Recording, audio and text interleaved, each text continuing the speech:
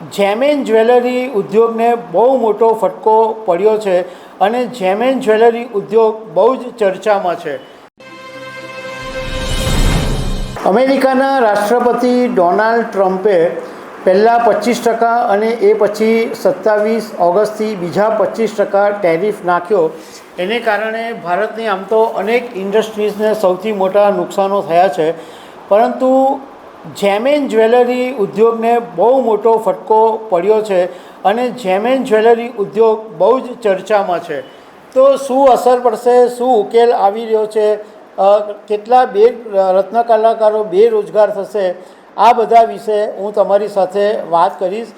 મારું નામ રાજેશ શાહ છે અને તમે જોઈ રહ્યા છો ગુજરાતના સૌથી મોટા ડિજિટલ ન્યૂઝ પ્લેટફોર્મ ખબર છે.com. ડોનાલ્ડ ટ્રમ્પે ભારત ઉપર જે ટેરિફ નાખ્યો એની સૌથી મોટી જો કોઈ અસર થઈ હોય તો એ જેમ એન્ડ જ્વેલરી સેક્ટરને છે. જેમ એન્ડ જ્વેલરી સેક્ટર ઉપર એટલી મોટી અસર થઈ છે કે ઘણી બધી કંપનીઓના કામકાજ બંધ થઈ ગયા છે. એમના જે અમેરિકા સાથેના ઓર્ડર્સ છે એ કેન્સલ થઈ ગયા છે અને આ ડાયમંડ ઉદ્યોગ માટે એક એવો સમયગાળો છે કે જે ડિસેમ્બરની અંદર અમેરિકાની ક્રિસમસની ખરીદી નીકળે એના માટેનો આ પીક પીરિયડ ડાયમંડ ઉદ્યોગ માટે કહેવાય. કે ડિસેમ્બરમાં અમેરિકાના જ્વેલર્સોને માલ ખરીદવો હોય તો એના ઓર્ડર્સ પહેલેથી આવી જાય અને ઓગસ્ટ મહિનાથી એનું ડાયમંડ કટિંગ એન્ડ પોલિશિંગ શરૂ થાય અને એ પછી અમેરિકામાં માલ મોકલવામાં આવે. જો કે જ્યારે ડોનાલ્ડ ટ્રમ્પે પહેલાં 10% પછી 25% ટેરિફ નાખ્યો એટલે ઘણા બધા લોકોએ ઓર્ડર ફૂલફિલ કરી દીધા અને વધારે માલ ઓલરેડી મોકલી પણ દીધો હતો. પરંતુ હવે વધારાનો 25%નો ટેરિફ નાખ્યો છે તો હવે ઓર્ડર પૂરા કરવા મુશ્કેલ છે. એટલે જે મોટા મોટા ડાયમંડ કટિંગ એન્ડ પોલિશિંગની ફેક્ટરીઓ છે, જે લોકો જ્વેલરીની ફેક્ટરીઓ છે, એ લોકોમાં મોટા ભાગનું જે કામકાજ છે એ અત્યારે બંધ છે. અમે ડાયમંડ ઉદ્યોગ સાથે સંકળાયેલા ઘણા બધા લોકોની સાથે વાત કરી હતી અને એમાં મોટે ભાગનો જે ચર્ચાનો મતલબમાં જે સાર છે એ છે કે અત્યારના 1-2 મહિના તો 101% નુકસાન થવાનું જ છે, પરંતુ આગામી દિવસો જતાં જતાં કંઈક નવા ડેવલપમેન્ટ થાય, સરકારની કંઈ હેલ્પ મળે અથવા કંઈક થાય તો એ પછી રસ્તો ખબર પડશે. તો એવું બિલકુલ નથી થવાનું કે જેમ એન્ડ જ્વેલરી ઉદ્યોગ એટલે ડાયમંડ અને જ્વેલરી ઉદ્યોગને તાળા લાગી જશે, બંધ થઈ જશે, એવું નથી થવાનું. હા, એક વાત ચોક્કસ છે કે ઘણા બધા લોકોને ધંધો બંધ કરવાની નોબત આવી શકે, ઘણા બધા રત્ન કલાકારો બેરોજગાર થઈ શકે, ભારતની જે નિકાસ છે એની પર અસર થઈ શકે, એ 100% થવાનું જ છે. હવે ગુજરાતના જેમ એન્ડ જ્વેલરી એક્સપોર્ટ પ્રમોશન કાઉન્સિલના ગુજરાતના રિજનલ ચેરમેન જયંતિ સાવલિયાની સાથે અમે વાત કરી હતી. તો એમણે એમ કીધું કે સૌથી મોટી જે અસર પડવાની છે એ સ્પેશિયલ ઇકોનોમી ઝોન અને જે નોટિફાઈડ ઝોન છે, જેમ કે મુંબઈની અંદર સિપ્સ છે, સુરતની અંદર SEZ છે, સ્પેશિયલ ઇકોનોમી ઝોન. આ જે ઝોન છે એની અંદર માત્ર એક્સપોર્ટ ઓરિએન્ટેડ કામ થાય છે. એટલે ત્યાં આગળ માત્ર જેટલું બી પ્રોડક્શન થાય એ બધું 100% એક્સપોર્ટ કરવું પડે. અને આ સિપ્સ અને SEZની સાથે લગભગ ઘણા બધા લોકો ડાયરેક્ટ ઇનડાયરેક્ટ સંકળાયેલા છે. તો એક અંદાજ પ્રમાણે લગભગ 1.5 થી 2 લાખ રત્ન કલાકારો એટલે જે સિપ્સ સ્પેશિયલ ઇકોનોમી ઝોન અને સિપ્સમાં કામ કરે છે એમને અસર પડશે જ. કારણ કે અત્યારે જે લોકો સ્પેશિયલ ઇકોનોમી ઝોન અને સિપ્સમાં કામ કરે છે એમણે એવું નક્કી કર્યું છે કે 1 થી 1.5 મહિનો હમણાં કામકાજ બંધ કરી દેવું અને વેઇટ એન્ડ વોચ કરવું, એટલે કે જુઓ થોભો અને રાહ જુઓ એવી નીતિ અપનાવવી. અને આ જે સ્પેશિયલ ઇકોનોમી ઝોન સાથે સંકળાયેલા જે લોકો છે એમણે સરકારની પાસે 2 માંગ કરેલી છે. એમનું કહેવું એમ છે કે અમારી પાસે 2 વિકલ્પ છે. એક વિકલ્પ એ છે કે અત્યારે જે સ્પેશિયલ ઇકોનોમી ઝોનની અંદર 100% એક્સપોર્ટની છૂટ છે એમાં ડોમેસ્ટિક લેવલે કામ કરવા દેવામાં આવે, એટલે શિફ્ટમાં જે પ્રોડક્શન થાય એ ડોમેસ્ટિક લેવલે પણ વેચી શકાય એવી એક પરમિશન આપવામાં આવે. અને બીજો વિકલ્પ એ છે કે સ્પેશિયલ ઇકોનોમી ઝોનની અંદર જેટલી બી લોકો કામ કરે છે એમને માટે એક સ્પેશિયલ ફંડ જાહેર કરવામાં આવે, જેથી અમેરિકા સિવાયના જે વર્લ્ડના માર્કેટો છે એ સર્ચ કરી શકાય, માર્કેટિંગ કરી શકાય. કારણ કે હવે એક વાત બધા જ વેપારીઓના માઇન્ડની અંદર ક્લિયર થઈ ગઈ છે કે માત્ર અમેરિકા પર નિર્ભર રહેવાનો કોઈ મતલબ નથી. અમેરિકા પર અત્યાર સુધી નિર્ભર રહ્યા કારણ કે અમેરિકા ડાયમંડ જેમ એન્ડ જ્વેલરીનું સૌથી મોટું માર્કેટ છે. પણ હવે જો સર્વાઈવ થવું હશે તો સરકાર આ એક ફંડ આપે કે નવા માર્કેટો સર્ચ કરવામાં આવે અને નવા માર્કેટોની અંદર ભારતના ડાયમંડ જ્વેલરી નું એક્સપોર્ટ વધે, એના માટે સરકાર ફંડ આપે. બીજું, આ ડાયમંડના જેમ એન્ડ જ્વેલરીના વેપારીઓનું માનવું એમ છે કે જો સરકાર માંગ નહીં સ્વીકારે તો પછી 2 મહિના પછી મુશ્કેલી ઊભી થવાની દેખાવા માંડશે કે ઘણા બધા લોકોને ના છૂટકે રોજગારી ગુમાવવી પડશે. કારણ કે કોઈ પણ ડાયમંડ કંપની હોય કે કોઈ પણ જ્વેલરી કંપની હોય, એના માલિકો એવું ઈચ્છતા નથી હોતા કે એમના માણસોને છૂટા કરવામાં આવે. એમને પણ એવી ખબર છે કે એમના જે માણસો છે, એમના જે રત્ન કલાકારો છે એ એમની વેલ્થ છે, એને કારણે જ એમનો ધંધો આટલો સારો ચાલે છે અને એમની જરૂર પડવાની છે.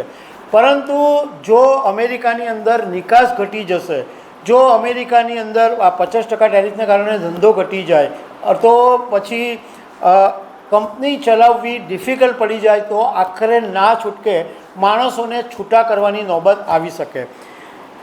આનું એક ઉદાહરણ ગઈકાલે જોવા મળ્યું કે સુરતની અંદર એક ક્રિસ ડિયામ કરીને એક કંપની છે, એણે એના 100 જેટલા માણસોને છૂટા કરી દીધા. કારણ કે એમણે એવું કારણ આપ્યું કે ઓર્ડર જ સામે નથી, કંપની સર્વાઈવ કરી શકે એવી સ્થિતિ જ નથી, એટલે માણસોને પાડી શકાય એવી હાલત જ નથી. તો આ એક કિસ્સો છે કે એક ડાયમંડ કંપની આવી તો હવે ઘણી બધી લાઈન લાગી શકે એમ છે. જે ડાયમંડ ફેક્ટરીઓ એટલે જે સ્પેશિયલ ઇકોનોમી ઝોન સિવાયની જે ડાયમંડ ફેક્ટરીઓ કામ કરી છે એની મુશ્કેલીઓ થોડીક ઓછી છે. કારણ કે આ બધી કંપનીઓ છે એ ડોમેસ્ટિક લેવલે કામ કરે છે, ડોમેસ્ટિકની અંદર માલ મોકલે છે. અને અત્યારે ડોમેસ્ટિક લેવલે જેમ એન્ડ જ્વેલરીનું માર્કેટ બહુ જ સારું છે. લગ્નસરાની સિઝન છે અને ભલે ભાવ વધેલા છે પરંતુ સ્થાનિક લેવલે બહુ જ સારી એવી ડિમાન્ડ છે. એટલે એક્સપોર્ટમાં ઘટાડો થાય પરંતુ ડોમેસ્ટિક લેવલે એમને એક મોટો ફાયદો થઈ શકે છે. બીજી ડાયમંડના વેપારીઓ સાથે અમે જે વાત કરી એમાંની એક દલીલ એ પણ સામે આવી કે નો ડાઉટ જેમ એન્ડ જ્વેલરી ઉદ્યોગને ફટકો પડવાનો જ છે, પણ જે રીતના ડાયમંડ અહીંયા સુરતમાં બને છે એવી જ રીતના અમેરિકા છે એ ડાયમંડ જ્વેલરીનું માર્કેટ છે, એટલે એમને પણ તો ખરીદવાની ગરજ પડવાની જ છે. જેવી રીતના ભારતની અંદર લગ્ન પ્રસંગ હોય, વિવાહ હોય, એમાં ગોલ્ડ જ્વેલરી, ગોલ્ડ રિંગ એવું બધું આપવાનો જે ટ્રેન્ડ છે, જે પરંપરા છે, એવી પરંપરા અમેરિકાની અંદર ડાયમંડ રિંગની છે. અમેરિકાની અંદર કોઈ પણ ગર્લફ્રેન્ડ હોય, બોયફ્રેન્ડ હોય તો અથવા વિવાહ કરવાના હોય તો ડાયમંડ જ્વેલરી કે ડાયમંડ રિંગ જ આપવામાં આવે છે. તો એ લોકોને પણ તો જરૂર પડવાની જ છે ને. એ લોકો એવું તો બનવાનું નથી કે ભાવ વધ્યા એટલે ત્યાંના લોકો ખરીદવાનું બંધ કરી દેશે, એટલે અમેરિકાને પણ તો જરૂર પડશે જ. હા, એટલી વાત ખરી કે જ્યારે તમારી ડ્યુટી 57% થઈ જાય તો એ તમને મોંઘું પડે. એ 57% કેવી રીતના થાય એ હું તમને સમજાવું. પહેલાં ડાયમંડ ઉદ્યોગ ઉપર 0% ડ્યુટી હતી, એ પછી 25 અને બીજી 25 એટલે ડાયમંડ કટિંગ એન્ડ પોલિશિંગ છે એની પર 50% ડ્યુટી લાગે છે. પરંતુ જે ગોલ્ડ જ્વેલરી છે એની પર પહેલેથી અમેરિકામાં 6% ડ્યુટી હતી.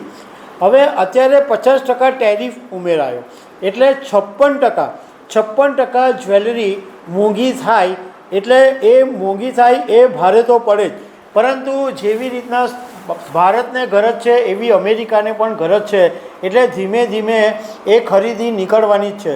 કોઈ દિવસ એવું બનવાનું નથી કે ભાવ વધે ને લોકો ખરીદવાનું બંધ કરી દે. એવા ઘણા કિસ્સા છે કે પહેલાં બહુ સસ્તા મળતું હતું ને પછી ભાવ એટલા વધ્યા તો પણ લોકો તો ખરીદે જ છે. પહેલાં ઘર ધારો કે 25 લાખમાં મળતા હતા, આજે કરોડમાં બી મળે છે તો લોકો લે જ છે. તો નો ડાઉટ થોડો સમય તમારે વેઇટ એન્ડ વોચ કરવું પડે. અમે ડાયમંડ ઉદ્યોગ સાથે સંકળાયેલા લોકોને એ પણ વાત કરી કે હવે દિવાળીનો સમય નજીક છે, કારણ કે હવે ઓગસ્ટ પૂરો થવાનો, સપ્ટેમ્બર અને ઓક્ટોબર મહિનામાં દિવાળી છે. તો દિવાળી જે રત્ન કલાકારોની છે, ડાયમંડ વેપારીઓ છે, બ્રોકર છે, એ બધાની દિવાળી બગડી શકે એવો એક સવાલ અમે પૂછ્યો. તો ઘણા બધા વેપારીઓએ કીધું કે મોસ્ટલી તો એવું લાગે છે કે દિવાળી સારી નહીં જાય, પરંતુ અત્યારના એનું આકલન કરવું થોડુંક અઘરું છે, કારણ કે ડોમેસ્ટિક લેવલે જો સારી ડિમાન્ડ નીકળે, સરકાર કંઈક એવું જાહેરાત કરી દે તો એને બૂમ પીરિયડ આવી જાય તો દિવાળી કદાચ ન પણ બગડે. પરંતુ મોટે ભાગના લોકો એવું જ કહે છે કે આ વખતે રત્ન કલાકારો અને ડાયમંડ ઉદ્યોગ સાથે સંકળાયેલા બધાની દિવાળી બગડવાની છે. એક ડાયમંડના વેપારીએ અમને એવું કીધું કે કોરોના વખતે એવું લાગતું હતું કે જેમ એન્ડ જ્વેલરી ઉદ્યોગ બંધ જ થઈ જશે, કે કોણ લેશે. કોરોના વખતે અમેરિકામાં પણ એટલા બધા કેસ હતા અને બીજા કન્ટ્રીઝની અંદર પણ એટલા બધા કેસ હતા, ચાઇનાની અંદર કેસ હતા, જે મોટા મોટા ગ્લોબલ માર્કેટો હતા એની અંદર કોરોનાના ભયંકર કેસ હતા. તો એમ લાગતું હતું કે જેમ એન્ડ જ્વેલરીને તાળા જ લાગી જશે, પરંતુ એને બદલે ઊંધું બનેલું. એવું બન્યું કે જેમ એન્ડ જ્વેલરીના હિસ્ટ્રીની અંદર 50 વર્ષમાં જે તેજી નહોતી આવી એ કોરોના મહામારીના સમયની અંદર આવેલી. કારણ કે અમેરિકાની સરકારે લોકોને પૈસા વાપરવા આપેલા અને એ પૈસા બધા ડાયમંડ જ્વેલરીની અંદર આવેલા, એટલે કોરોના મહામારીના સમયની અંદર એક અભૂતપૂર્વ તેજી એ સમયની અંદર આવેલી હતી. તો આ બધી વાત જોતાં એવું લાગે છે કે એક વાત તો નક્કી છે કે ડાયમંડ અને જેમ એન્ડ જ્વેલરીને ફટકો તો પડવાનો જ છે. સમય આવે આપણે જોઈએ. તો દર્શક મિત્રો, આવી અનેક વાતો સાથે અમે તમને મળતા રહીશું. Thank you very much.